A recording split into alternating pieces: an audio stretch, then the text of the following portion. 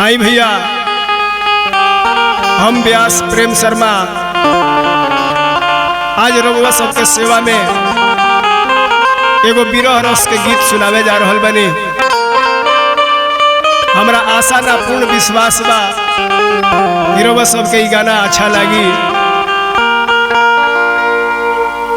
साथ दे रहल बालो हमरा बेंजू पर संगत बबुआ संदीप जी, नाल तबला से संगत कर रहल बड़े बबुआ शैलेंद्र कुमार जी, सहयोगी हमरा प्रेम दीवाना जी, संगे संगे बड़ भाई हमरा वीरेंद्र यादव व्यास जी, ए स्टूडियो के मालिक धर्मेंद्र जी, अनुराधा फिल्म इंटरटेनमेंट के सौजन्य से ही गाना हो रहल बा। ऐसे ही रउआ सबके सेवा में ई गीत बा।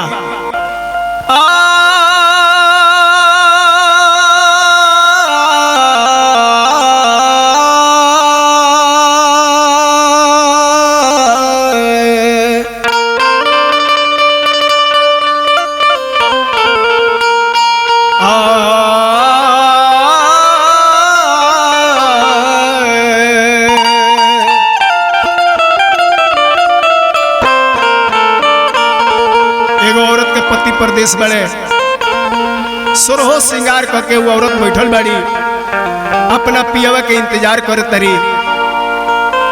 पियवा आवत नहीं खन, बलमुआ बाहरा से नहीं खन आवत, इंतजार कर तरी, आंख से आंसू गिरता, रोवत तरी आ कहत तरी कि रोवता में सोरहो श्रृंगार पियवा हो, आजा घर करे इंतजार पियवा हो। वह रोवतिया औरतिया कहतिया कि रोवता में सोरहो श्रृंगार पियवा हो, रोवता में सोरहो श्रृंगार पियवा हो, आजा घर करे इंतजार पियवा हो, आजा घर करे इंतजार पियवा हो, रोवता में सोरहो श्रृंगार पियवा हो।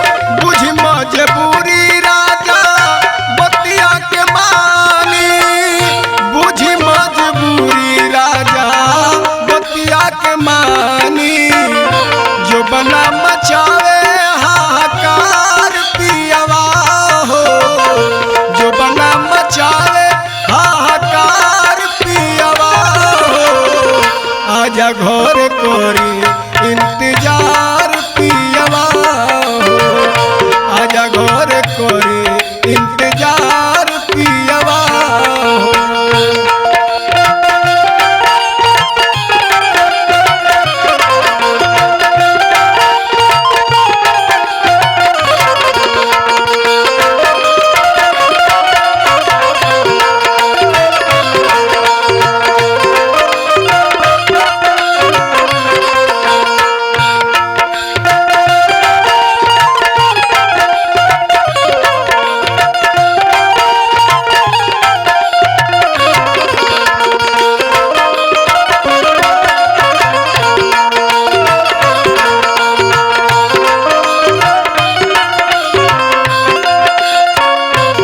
और का कहतिया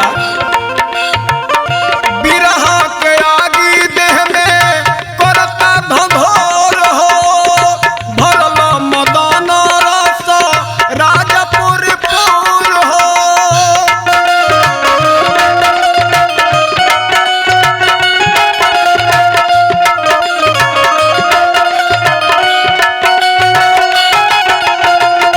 बिरहा के आगी देह में करता धधोर हो भरल मदन रस राजपुर पुर हो भरल मदन रस राजपुर पुर हो। जिंदगी भइल बा पहाड़ पियवा हो जिंदगी भइल बा पहाड़ पियवा हो आजा घर कोरी इंतजार पियवा हो आजा घर कोरी इंतजार पियवा हो।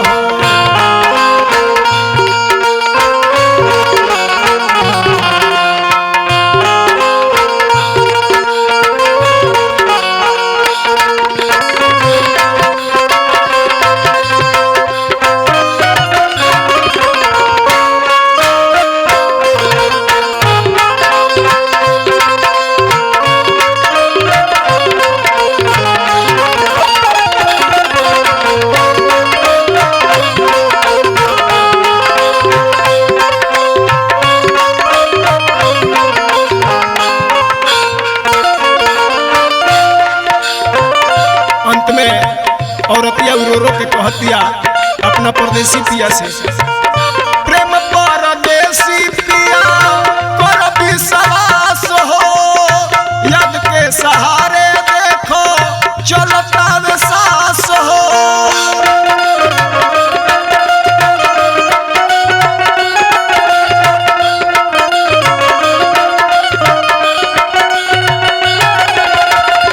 प्रेम परदेसी पिया कर विश्वास हो याद के सहारे देखो चलता वे सास हो याद के सहारे देखो चलता वे सास हो। सुखी भइल